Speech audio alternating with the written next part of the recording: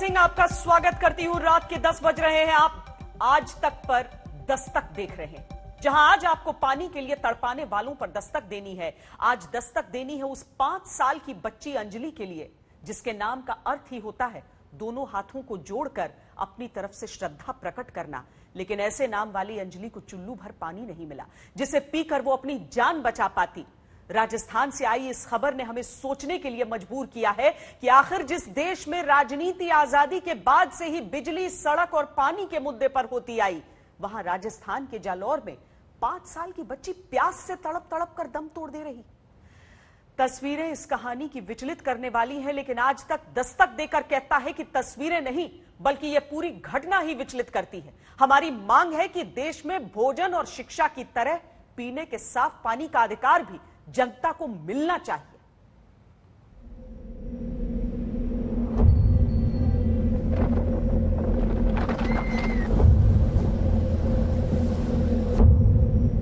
सब जानते हैं कि रेगिस्तान में पानी मिलना मुश्किल होता है, लेकिन यह कहानी भौगोलिक रूप से जल संकट से जूझते एक रेगिस्तान की नहीं।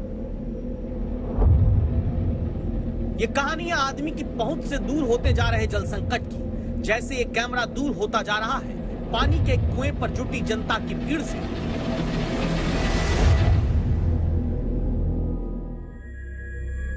और ये कहानी है राजस्थान के उस राजनीतिक रेगिस्तान की, जहां सपने तो सत्ता के लिए कुएं के दिखाए जाते रहे, लेकिन सियासत चुल्लू भर पानी नहीं दे पाती।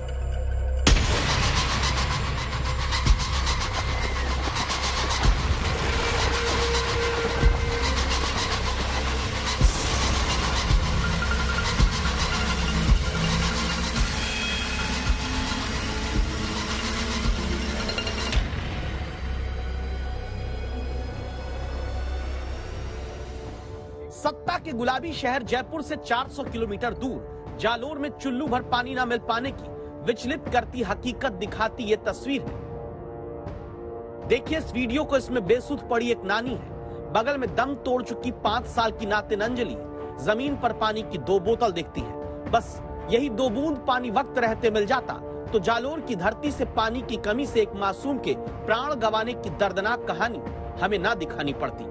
पानी की बूंद के लिए प्यास से मर गई बेटी का वीडियो न पुलिस वालों को बनाना पड़ता। प्यास से तड़पकर 5 साल की अंजलि की सांस उखड़ गई, जिससे अब के 13 साल बाद भी सत्ता की चाहत में राजनीति पानी देने का वादा ही करती। तो जो औरत थी उसका बहुत ही कम बीपी था, 60 सिस्टोलिक बीपी आ रहा था। हमने फटाफट सारी चीज़ें इमरजेंसी उसका ट्रीटमेंट किया और वो वृद्ध महिला बिल्कुल ठीक है। लेकिन बच्ची के अंदर बहुत ज़्यादा पानी की कमी हो गई और इसे कारण से वो पहले ही शॉक में जाके अरेस्ट में आ चुकी थी।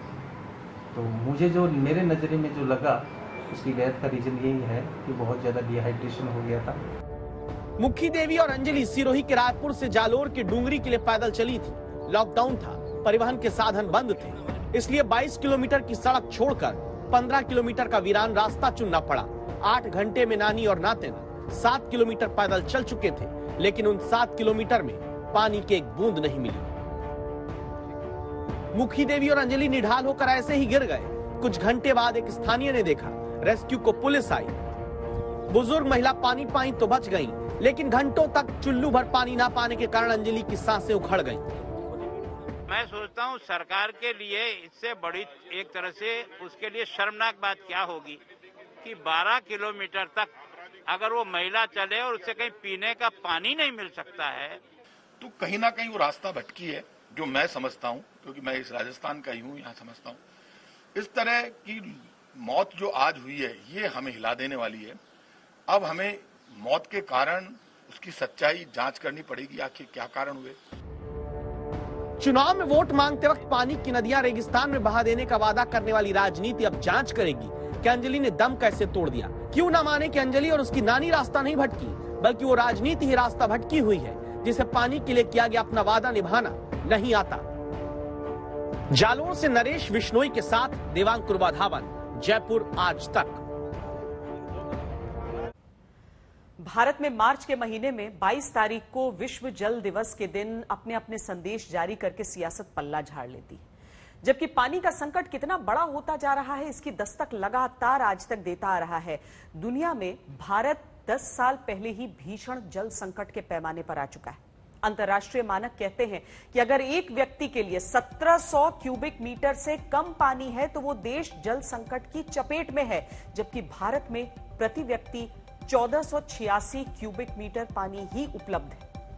यूनिसेफ की रिपोर्ट ने इसी वर्ष बताया कि भारत में 9 करोड़ बच्चे पानी की कमी वाली त्रासदी की चपेट में हैं। यही हालत रही तो भविष्य में हवा, कोहरा और समुद्र से इस्तेमाल करने लायक पानी बनाना पड़ेगा। ये जानकारी हमने आपको सजग करने के लिए दी है, लेकिन सवाल तो उन सरकारों से भी है जिनके घोषणा पत्रों में भी पानी का मुद्दा प्रमुख नहीं होता है। असली मुद्दों से ध्यान भटकाने वाली सरकारों के कारण कीमत आम जनता चुकाती है। कैसे? इसे ऐसे समझिए कि आपके घर, सोसाइटी, मोहल्ले में तो पानी आराम से आ जाता है, बच्चों को पूल में खेलने के मौके भी मिलते हैं, होली में रेन डांस भी आप कर लेते हैं, और गर्मी से राहत न मिले तो वाटर पार्क जाने से भी आप नहीं हिचकते। लेकिन क्या आपको पता है कि हमारे देश में हर महीने लाखों महिलाएं सिर्फ पानी भरने के लिए दिल्ली से आगरा जितनी दूरी पैदल तय करती हैं? राजस्थान से संवाददाता शरद कुमार की दस्तक देती रिपोर्ट देखिए।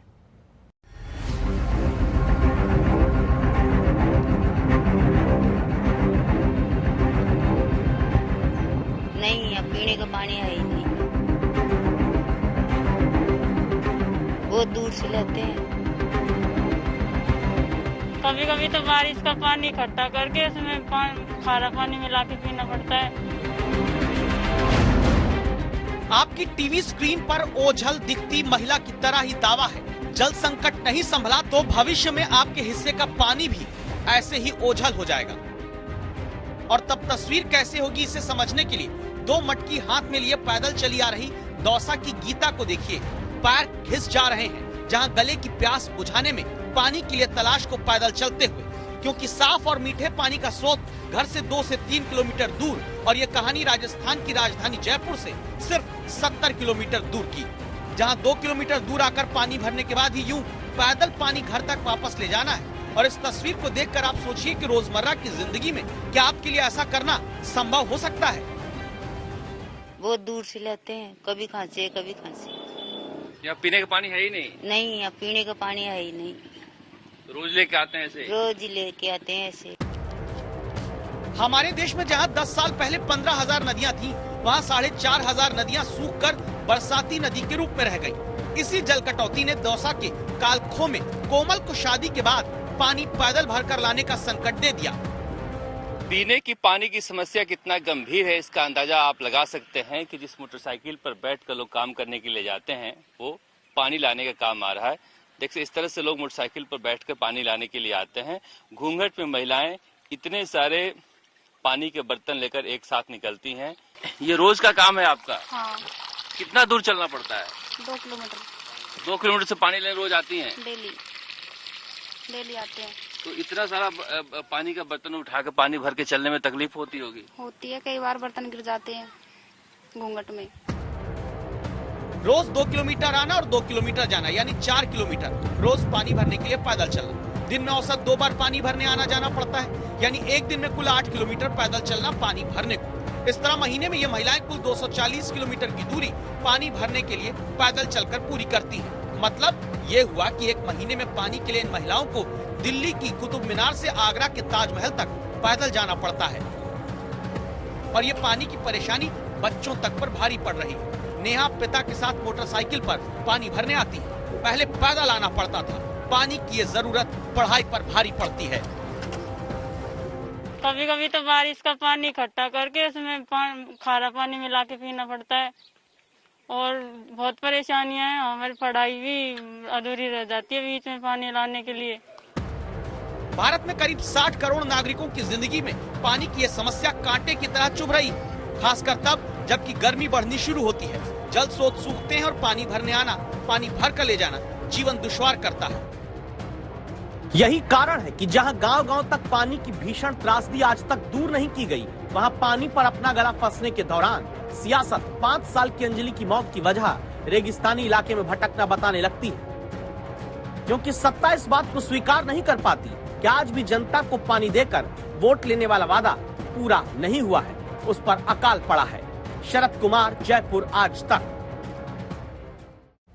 पानी की समस्या का लंबे समय तक हल नहीं खोजा गया। अब केंद्र सरकार इसके लिए मिशन मोड में चल रही है। कैसे क्या हो रहा है, इसकी जानकारी हमने आपके लिए निकाली है। अभी केवल 7 करोड़ भारतीय परिवारों के घरों में पाइप से पानी आता है, यानी देश के 36% घरों तक ही अभी पाइप के जरिए पानी पहुंच रहा है। 2024 तक देश के हर घर तक पाइप के जरिए साफ पानी पहुंचाने का लक्ष्य है। केंद्र सरकार ने इसे रखा है, इसीलिए 3,60,000 करोड़ रुपए की योजना देश में चल रही है। इसके जरिए सभी 19 करोड़ घरों तक पाइप से पानी पहुंचाया जाएगा।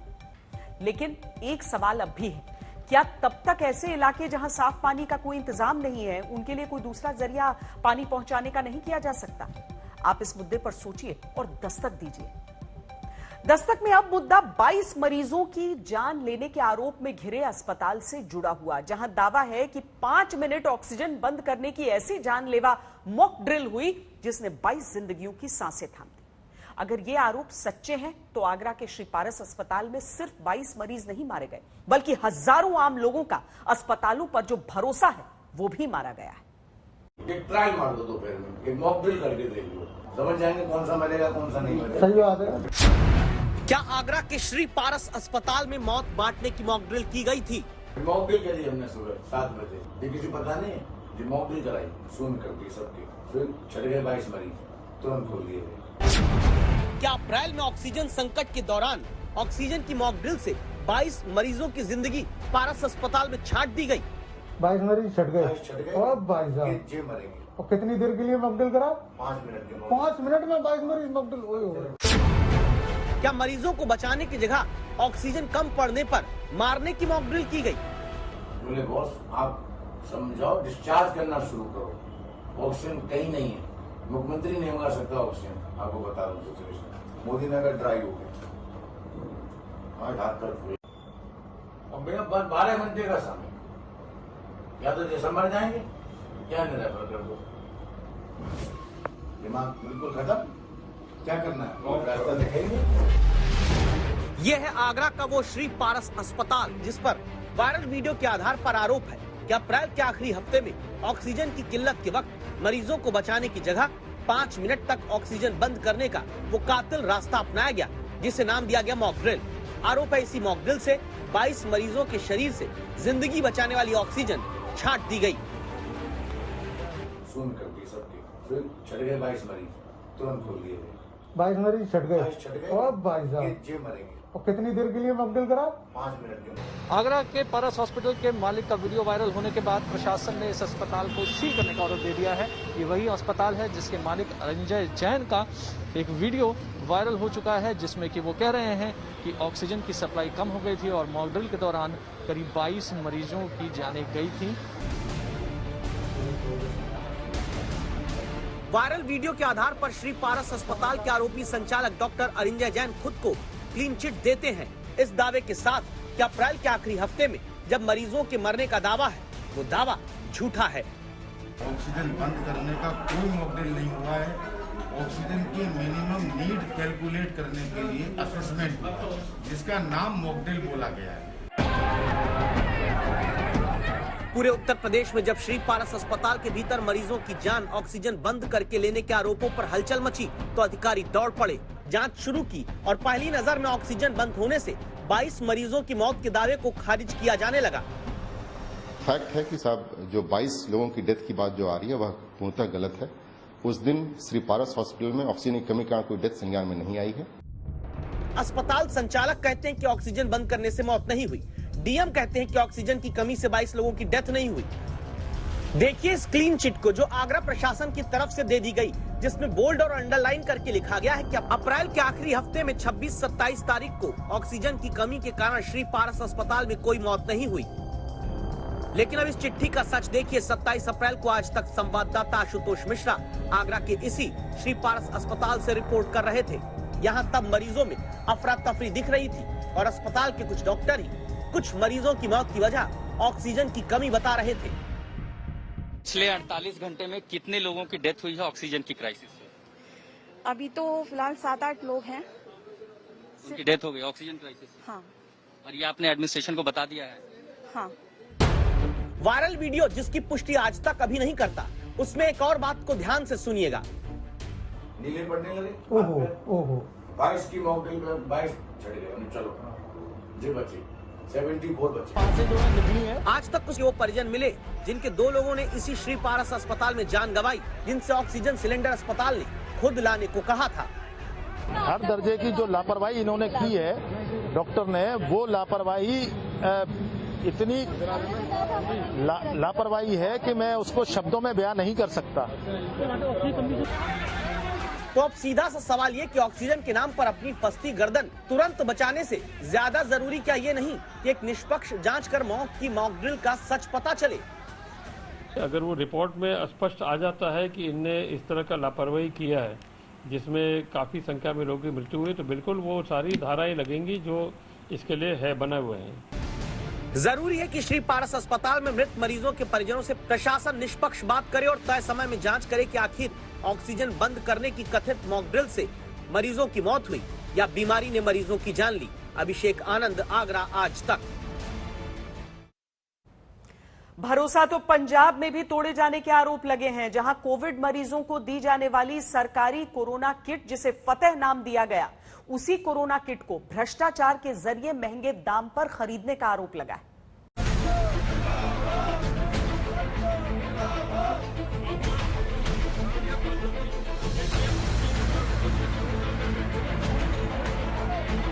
पंजाब में कैप्टन अमरिंदर सिंह सरकार के स्वास्थ्य मंत्री के घर यूथ अकाली दल प्रदर्शन करता है, क्योंकि पंजाब में अब वैक्सीन घोटाले के बाद कोरोना किट घोटाले का आरोप लगा।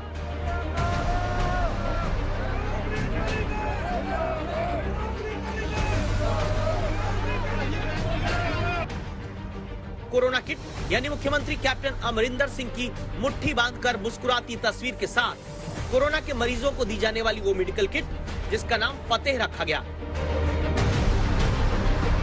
आरोप क्या है ये आप जाने इससे पहले संवाददाता सत्येंद्र चौहान आपको दिखा रहे हैं कि कोरोना के मरीजों को पंजाब सरकार ने फतेह किट के तौर पर pulse oximeter, thermometer, mask,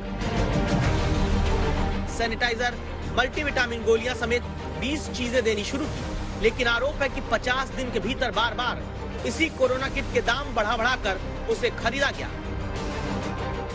Punjab Haryana high court के वकीलों की तरफ से लगाई गई आरटीआई के आधार पर यह आरोप है कि पंजाब सरकार फतेह कोरोना किट के लिए पहला टेंडर 837 रुपए की सबसे कम कीमत पर दे सकती थी, लेकिन पंजाब में 3 अप्रैल को वही कोरोना फतेह किट 100 रुपए ज्यादा पर 940 रुपए प्रति किट खरीद शुरू की गई। 20 अप्रैल को इसी किट की कीमत अगले टेंडर में नई कंपनी के जरिए 1226 रुपए हो जाती है।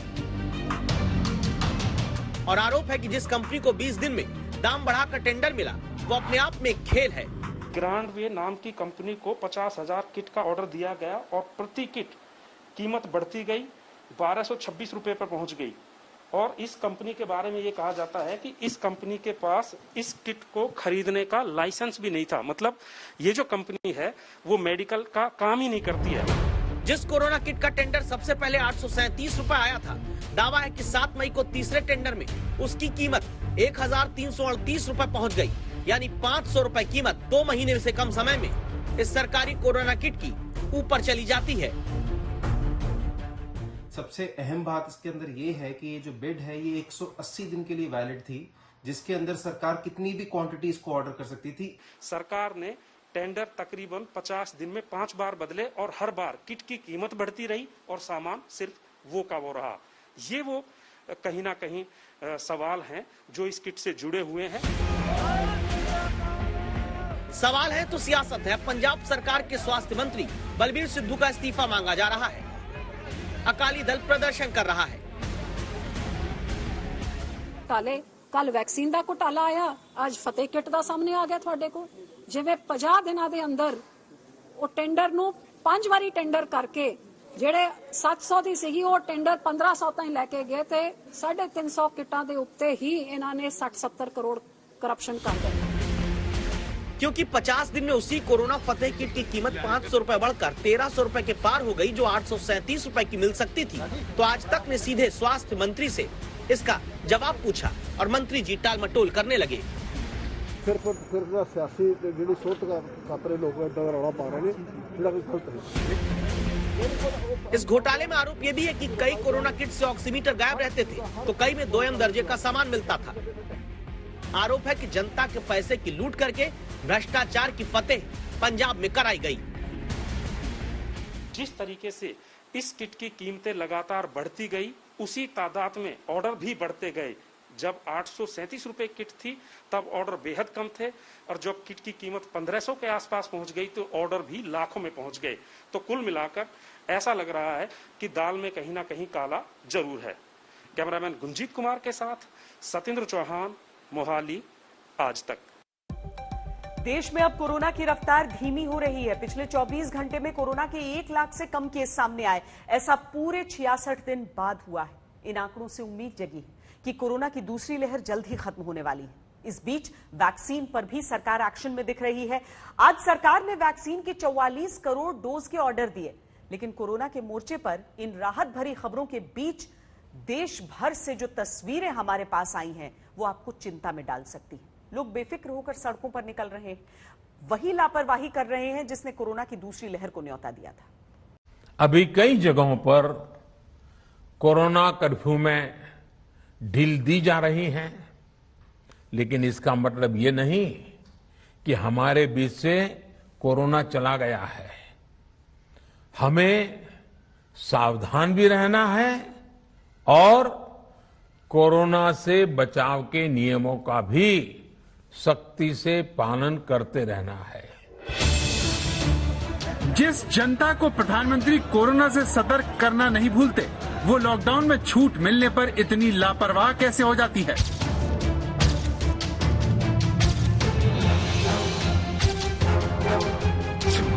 जिस देश में कोरोना 3.5 लाख से ज्यादा लोगों की जान ले चुका, वहां लोग मानते क्यों नहीं हैं? अप्रैल और मई के महीने में देश ने क्या कुछ नहीं देखा। ऑक्सीजन के लिए तड़पते मरीज देखे, बेमौत मारे गए लोग देखे, उजड़ते परिवार, अनाथ बच्चों के चेहरे देखे। फिर भी अफसोस, इतना कुछ होने पर भी लोग कुछ सीखने को तैयार नहीं हैं। क्योंकि जिस उत्तर प्रदेश में गंगा में बहते शवों ने व्यवस्था की पोल खोल दी, उसी उत्तर प्रदेश में ज्येष्ठ महीने के दूसरे बड़े मंगलवार के दिन जनता अपने लापरवाह रवैये से बेनकाब हो गई। मगर सवाल है कि जब तीसरी लहर की आशंका हो, कोरोना कभी भी दोबारा फन उठा सकता हो, तब हनुमानगढ़ी मंदिर के बाहर कोरोना के खतरे के बीच ये लोग क्यों खड़े हुए हैं? क्या इस तस्वीर को पढ़ने का कोई दूसरा तरीका भी है? अयोध्या में मंदिर के बाहर 2 गज की दूरी के नियम के हवा होने का क्या व्यवस्था से बढ़ते अविश्वास से कोई रिश्ता है? क्योंकि इनमें से एक भी श्रद्धालु ऐसा नहीं है जो कोरोना के खतरे को नहीं जानता। आधे अधूरे तरीके से पहने गए मास्क इस बात का सबूत है कि ये लोग इस महामारी के खतरे से अनजान नहीं है। ऐसे में फिर ये लोग संकट मोचक के दर्शन के लिए कोरोना महामारी के बड़े खतरे को क्यों बुलावा दे रहे हैं? हम ऐसा इसलिए कह रहे हैं क्योंकि लोगों ने धूप से बचने के लिए सिर पर अंगोछा तो पहन रखा है, लेकिन कोरोना से बचाने वाला मास्क गायब है। इस भीड़ में अधिकतर लोगों ने सही तरीके से मास्क नहीं पहन रखा है। ये देखिए, मंदिर के बाहर बाइक चलाने वाले इस नौजवान को देखिए, जिसे धूप से बचाने वाला चश्मा तो पहनना याद रहता है, लेकिन मास्क पहनना नहीं। लोगों को सेल्फी लेने की जल्दी है, लेकिन कोरोना से बचने की फिक्र गायब है। सैकड़ों लोगों की ये भीड़ दर्शन की बारी का इंतजार करते हुए घंटों ऐसे ही एक दूसरे के बेहद करीब खड़ी रही। मंदिर तक पहुंचने की जल्दी में खूब धक्का मुक्की भी हुई। ये सब तब हुआ जब लोगों ने मास्क की जगह अंगोछा भी ठीक ढंग से चेहरे पर नहीं लगाया। अब इन बुजुर्ग को देखिए जो बिना मास्क के ही ऐसे खड़े हैं मानो अयोध्या में कोरोना खत्म ही हो गया हो। जब इस महामारी जैसे अभी दूसरे फेज में बढ़ा था, लोगों के अंदर कुछ डर पैदा हुआ था, लेकिन इधर कुछ नहीं है। ऐसा नहीं है कि यहाँ पर भीड़ को काबू करने के लिए पुलिस नहीं है। ड्यूटी के नाम पर 2 पुलिस वाले तैनात हैं, लेकिन वो कुछ भी कर पाने में नाकाम है। उत्तर प्रदेश में कोरोना की दूसरी लहर की वजह से 1.5 महीने तक कोरोना कर्फ्यू लगा था, जिसमें अयोध्या 1 जून को अनलॉक हुआ और लोग अपने बच्चों को कंधों पर बैठाकर हनुमानगढ़ी के मंदिर के बाहर पहुंच गए। वो भूल गए कि जिस जगह वो जा रहे हैं वहाँ लोग जिन हाथों से भीड़ के धक्के से खुद को बचा रहे हैं, उससे ही वो अपने मुंह के पसीने को पहुँच रहे हैं। सवाल है कि इतनी भीड़ को पुलिस ने एक साथ इतने करीब क्यों इकट्ठा होने दिया। दरकिनार किया जा रहा है, व्यवस्था दुरुस्त है नहीं, व्यवस्था तो भारी है ही, लेकिन लोग बेअंदाज है। ये भीड़ आगे की सड़क पर वही कुछ देर के लिए रोक दी जाती, तो यह इतनी पब्लिक इकट्ठा नहीं है।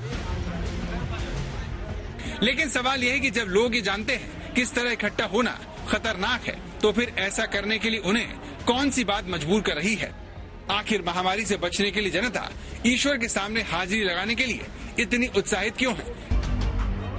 महामारी हमेशा अपने साथ मानसिक रोग भी लेकर आती है। पाबंदियों और बीमार होने का खौफ लोगों को मानसिक रूप से कमजोर कर देता है, और इसमें भी अगर जनता को व्यवस्था का सहयोग न मिले तो ये संकट और भी गहरा हो जाता है, और ऐसी तस्वीरें सामने आती रहती हैं।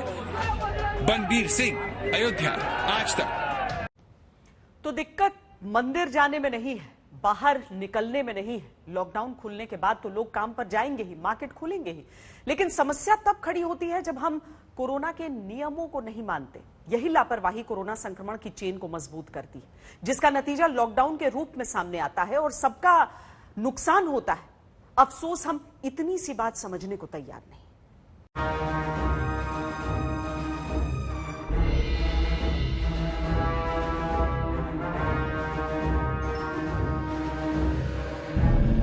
ये वाराणसी का प्रसिद्ध संकट मोचन मंदिर है, जिसका गेट जैसे ही खुला कोरोना से जुड़ा हर नियम तार तार हो गया। लोग इस छोटे से गेट के अंदर से एक दूसरे को छूते हुए बेहद करीब से मंदिर के अंदर दाखिल होने लगे।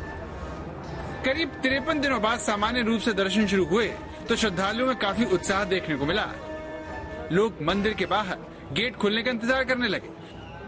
संकट मोचन मंदिर वाराणसी का दूसरा सबसे प्रसिद्ध मंदिर है, जिसमें दर्शन के लिए RT-PCR की बाध्यता खत्म कर दी गई है, जिसके दरवाजे भक्तों के लिए क्या खोले, सोशल डिस्टेंसिंग से लेकर कोविड गाइडलाइंस को भुला दिया गया।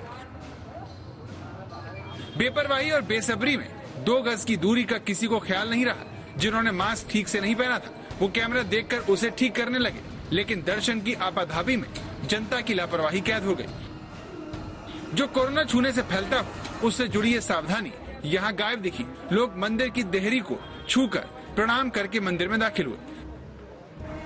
मंदिर में लोग एक दूसरे के माथे पर टीका लगाते हुए देखे गए, मानो वो कोरोना से पहले के समय में जी रहे हो।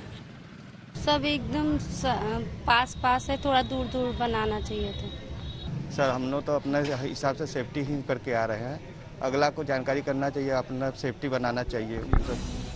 हालांकि काशी विश्वनाथ मंदिर में सोशल डिस्टेंसिंग, मास्क और सैनिटाइजेशन का पूरा ख्याल रखा जा रहा है। मंदिर में 5-5 श्रद्धालुओं को प्रवेश करवाया जा रहा है, तो वहीं गेट पर ही उनकी थर्मल स्क्रीनिंग हो रही है। उनके हाथ सैनिटाइज करवाए जा रहे हैं। मंदिर के अंदर दूरी बनाए रखने के लिए गोल घेरों में ही श्रद्धालु खड़े दिखाई दिए।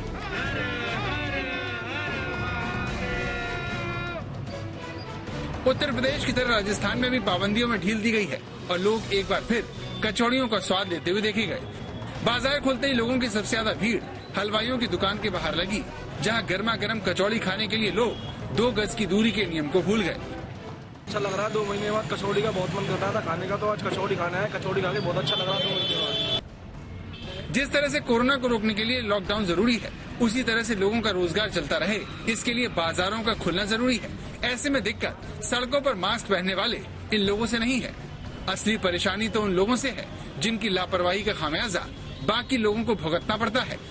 अब इन बुजुर्ग को ही देखिए, उम्र के हिसाब से कोरोना के खतरे में भले ही ये ऊपर हो, लेकिन फिर भी इनका मास्क गायब है। ऐसे लोगों की वजह से ही दूसरी लहर में भरतपुर में 252 लोगों की जान चली गई। बाकी देश की तरह भरतपुर में भी कोरोना के केस काफी कम आ रहे हैं, लेकिन फिर भी राजस्थान सरकार ने इस जिले को येलो जोन में रखा हुआ है।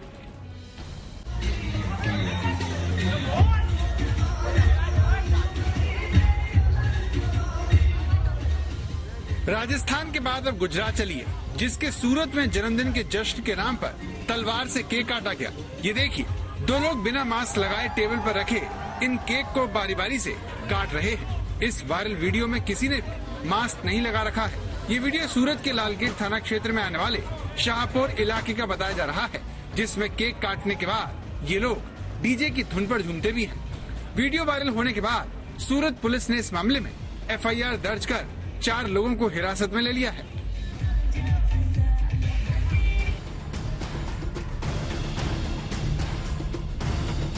लेकिन ऐसा नहीं है कि नियमों का सारा उल्लंघन जनता ही कर रही है, नेता भी इसमें पीछे नहीं है। ये गुजरात का जूनागढ़ है, जहां बीजेपी में 150 कांग्रेस कार्यकर्ता शामिल हुए। नियम के हिसाब से इस कार्यक्रम में सिर्फ 25 लोग ही मौजूद रहने चाहिए थे, लेकिन यहाँ न सिर्फ 250 से ज्यादा लोग इकट्ठा हुए, बल्कि कई लोग बिना मास्क के ही माला पहनते हुए देखे गए।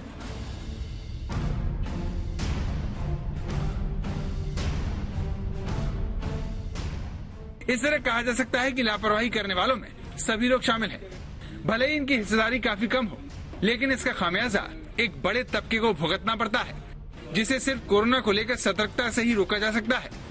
मगर देश में कुछ लोग ये समझने को तैयार नहीं दिखते।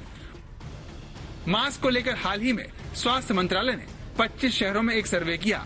इस सर्वे के अनुसार भारत में 50% लोग मास्क ही नहीं पहनते।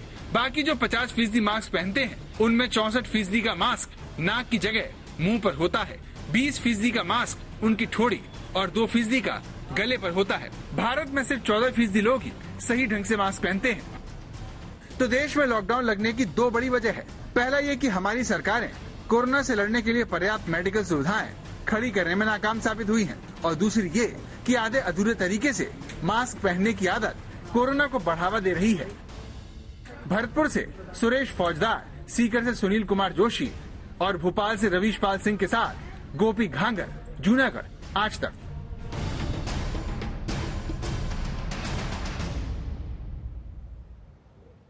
हमारी सोसाइटी ही ऐसी है जिसमें लोगों का एक दूसरे से मेल जोल ज्यादा रहता है।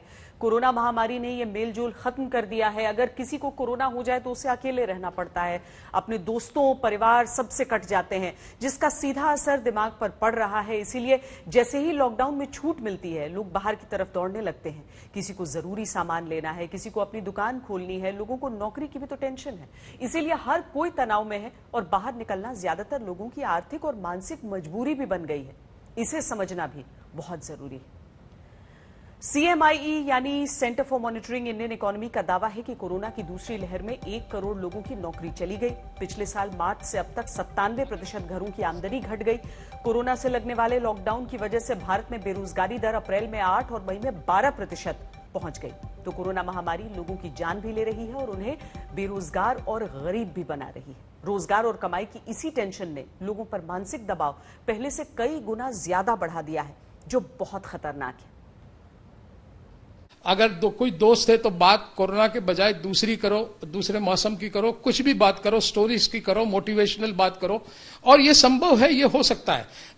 रेगुलरली आप एक्सरसाइज कीजिए, आप अच्छी किताबें पढ़े। ये लोगों ने पढ़ना छोड़ दिया है, वो करें। और ये जो व्हाट्सएप यूनिवर्सिटी है ना, वो व्हाट्सएप यूनिवर्सिटी और फेसबुक यूनिवर्सिटी और ये है ना, इसमें कम से कम ध्यान दें। ये बहुत जरूरी है, क्योंकि ये लोगों को काफी कमजोर बनाती है और काफी, मैं कहता हूं कि गलत फहमियां ये सारे फैलाते हैं। तो उससे आप दूर रहें और जो पॉजिटिव लोग हैं उनको पहचान के उनके साथ बात कीजिए। हाँ, फोन बात के लिए आपको जितना करना हो इतना कीजिए, बाकी सारी बातों से आप दूर रहें। आप अपना जो नित्यक्रम है वो नियमित बनाएं। चाहे आपको काम है, आप घर पे बैठे हैं, कुछ भी है, आपकी जो शेड्यूल होती है वो शेड्यूल आप सही रखें। बच्चों के साथ भी मिले जुले और सबका हौसला बढ़ाए रखें। देखिए, ये मायना नहीं करता है कि समस्या कितनी बड़ी है, मायना ये करता है कि आपके हौसले कितने बुलंद हैं। दस्तक में आज के लिए इतना ही। देश और दुनिया की बाकी खबरों के लिए आप देखते रहिए आज तक।